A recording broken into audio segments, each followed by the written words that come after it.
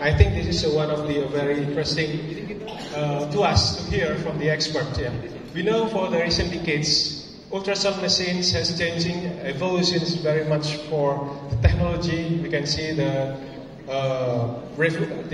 evolutions of Doppler. We can see the evolutions of the ultrasound image resolution, 3D, 4D ultrasound, mastrography, and other. And we are very privileged to have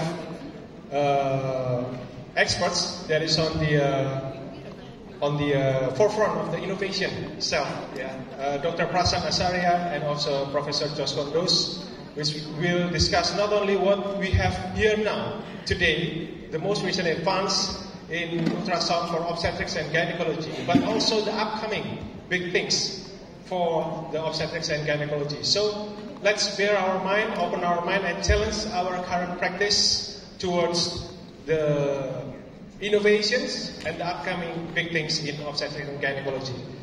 So for the first speakers, Professor Jos Kondos would like to present first for the gynecology, and then after that we can hear from the obstetrics perception from Dr. Prasan Acharya. Time is yours. Thank you.